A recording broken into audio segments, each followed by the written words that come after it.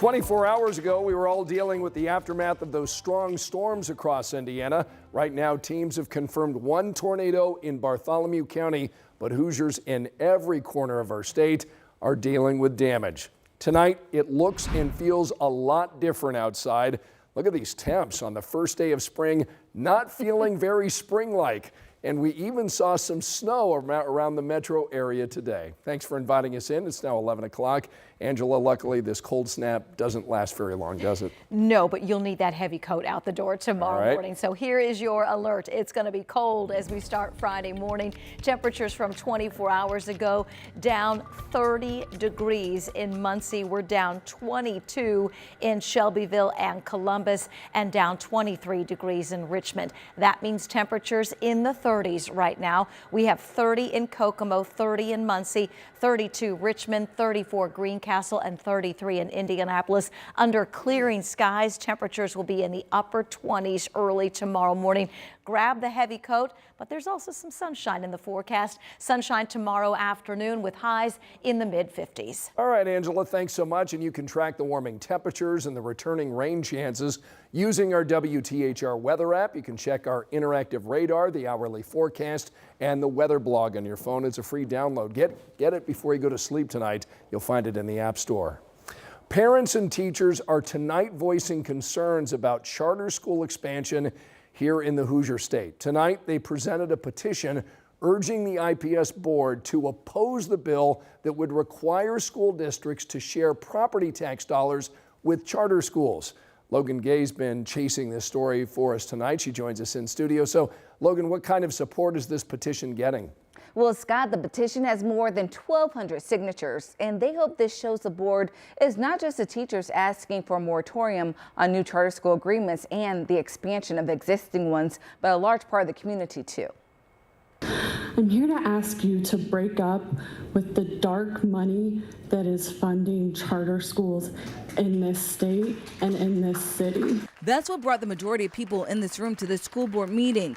They say Senate Bill 518 is harmful to public education in districts like IPS, and they want the school board to join them in combating it. We are asking for a moratorium on new charter schools to protect the funding and availability of traditional public classrooms like mine.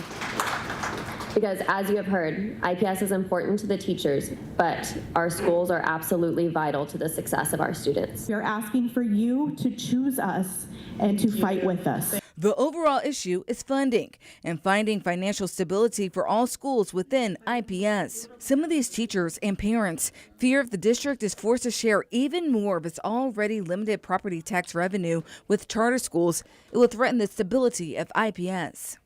What happens if the district has to cull buses or default on bonds? How many contracts will be avoided? Who picks up the tab when the roof caves in? How many buildings will have to be sold and whose will go first?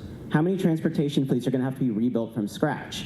What happens to the debt from incomplete projects? Monica Schellhammer with the Indianapolis Education Association presented the petition to the board. She hopes this will lead to deeper conversations with the board in the future. It's not for us, it's for the students and our future students so they can enjoy all that IPS has to offer. She hopes they really listen to the concerns that were voiced here and will work at their next action session to create solutions to make sure the district is financially stable. So the board members did not address the petition during the meeting. I did ask if they had any comment afterward, and a district spokesman told me that they did not have a statement at this time. Another quick note, the board was supposed to get an update from the task force created to address student safety and school culture, but because of time, the board decided to delay that discussion. We'll continue to follow that. Logan, thanks so much. Another former IU basketball player has now come forward in support of that pending class action lawsuit against the Indiana University. 4 players have now taken legal action claiming former team doctor Brad Bomba Sr. gave them inappropriate and unnecessary exams during annual physicals. They claim the school did nothing to protect them.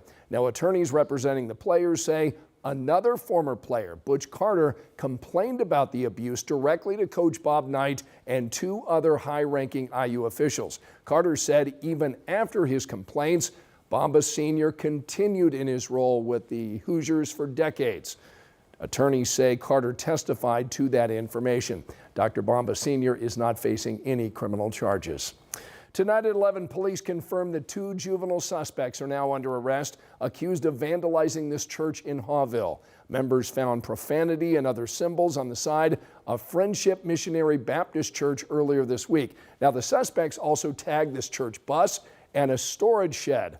Volunteers came together the very next day to clean off all that graffiti. We don't have any word yet tonight on how police tracked down those suspects. IMPD is expected to release more information on this case tomorrow.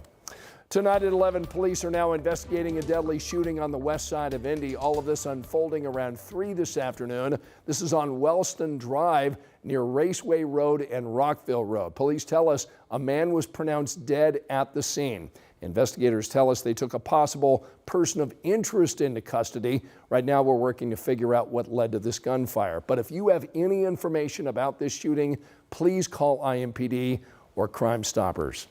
Tonight, postal workers are pushing back against proposed changes at the USPS. Who's post office? I said, who's post office? These are postal workers rallying outside the Indiana State House and in more than 150 other cities across the country today. We have been covering problems inside the Indianapolis distribution hub for months now. Right now, those workers dealing with all those issues tell us it could get even worse if federal cuts are made. The Trump administration is pushing to privatize the independent agency. We are out here because the U.S. mail is not for sale, and we are the people's post office. Employees that we represent want to do their job and serve them. If management will give us the tools and the staffing that we need to do that. Many workers told us that USPS cuts could mean higher costs and a reduction in service. Here's a look at the other stories making headlines right now. Tonight, a man is dead after a house fire in Anderson. Investigators say 41-year-old Taiwan Miller died 8 days before his birthday. Firefighters arrived at the home around 10 o'clock this morning. A woman made it out when she jumped out of a window. Right now, we're working to learn what caused that fire. Tonight, we now know the name of a man who was shot and killed outside of a motel on the south side of Indianapolis. The Marion County coroner just identified that person as 36-year-old Clarence McGowie. The case has been ruled a homicide. This happened earlier this month near East Street and Thompson Road. A man who walked away from a Department of Correction work crew is back in custody tonight. Police found the 21-year-old in Salem, Indiana, during a traffic stop this afternoon after a day on the run. He was serving a 3-year sentence for burglary in Lake County. Police tell us he could now face additional charges. Tonight, work is underway on a redevelopment project that will bring apartments and shopping options to the old Marion County Jail 2 site. That's near Washington and College, near downtown Indianapolis. The goal here is to improve infrastructure in this area and make it more pedestrian friendly. Construction is expected to be complete in 2027. Remember, you can find all of our latest local stories anytime on our 13 News app.